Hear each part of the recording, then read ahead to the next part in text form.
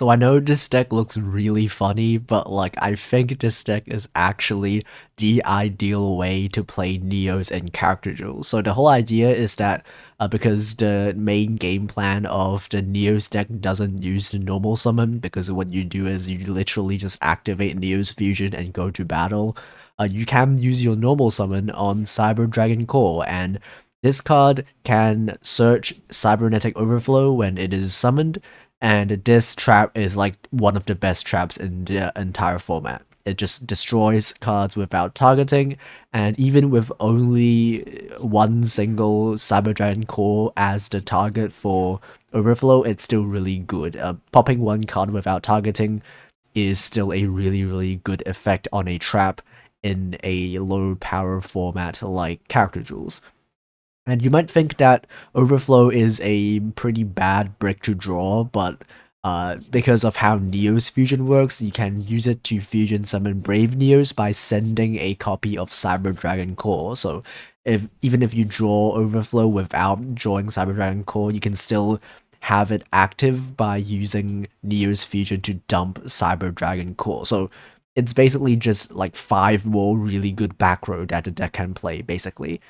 So in combination with the 2 Book of Moons and the 2 Raigeki breaks that are already in the greatest zero version of the deck, this deck has like a lot of back row. It is a back row heavy version of Neos, and they play really well with each other. So obviously you will need some grades to make changes to the deck. You will need the maximum amount of grades to change 5 cards in the deck to put in all 3 Cyber Dragon cores and Overflow.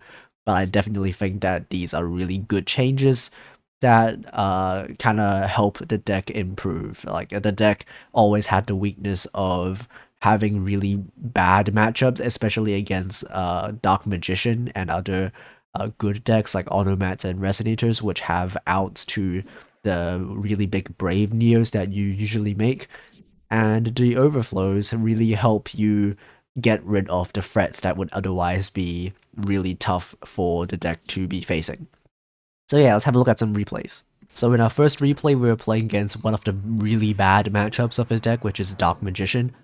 So this basically shows you what the core game plan, no pun intended, of the deck is when you have both a way to Neos Fusion and Cyber Dragon Core. So we drew 2 cores, which is more than enough. We can activate Neos Fusion, and then even though Neos Fusion stops us from special summoning, it doesn't stop us from normal summoning Cyber Dragon Core, so we can do that afterwards.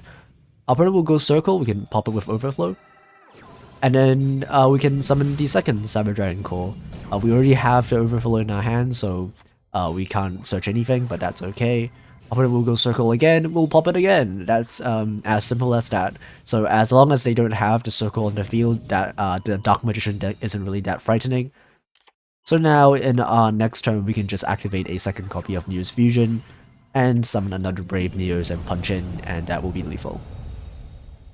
Okay, in our second replay, we are again facing against another bad matchup, which is the Jack Atlas deck, because their deck has monsters that are bigger than our Neos, and also they have Dark End Dragon, which can just send our Neos without having to destroy it by a card effect.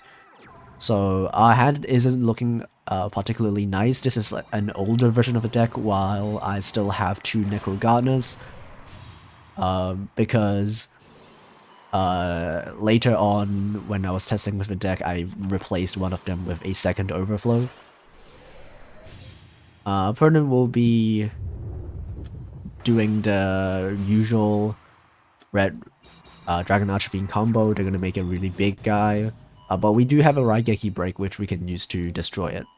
And also, Brave Neos can eventually get bigger than the Hot Red Dragon Archfiend Bane, but currently it's still not big enough, so we'll try to make Grand Neos, which gets hit by a Book of Moon. So our opponent will activate the effect of Crimson Resonator, and they are smart in that they summon a Force Resonator. That's because after we pop one of their Synchros, they can unclog themselves by sending their own Resonator to the graveyard. Otherwise, if they are all red Resonators or Crimson Resonators, they'll be stuck with all tuners and then they can't Synchro Summon. So they make a Dark End to send Grand Neos to the graveyard, and then they make another Hot Red Dragon Archfiend Bane. So fun fact, this card can revive another copy of itself, so they will do just that.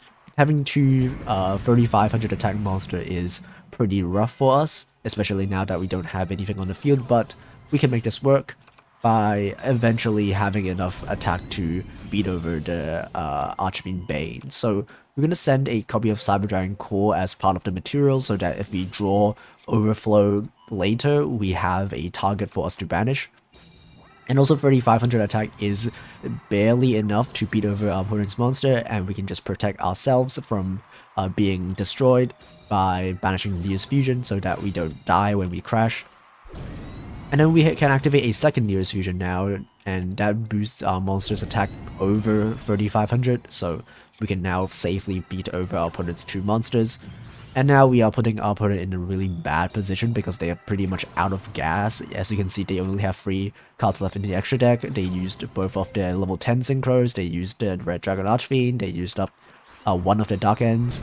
So now we are in a pretty safe position. We can normal summon the core, grab ourselves some traps and Ks, and just punch in for a lethal.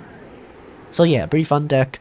I think it's like the only hybrid deck that you can feasibly make in this format, which is pretty interesting and a pretty neat concept if you ask me. So thanks for watching, goodbye.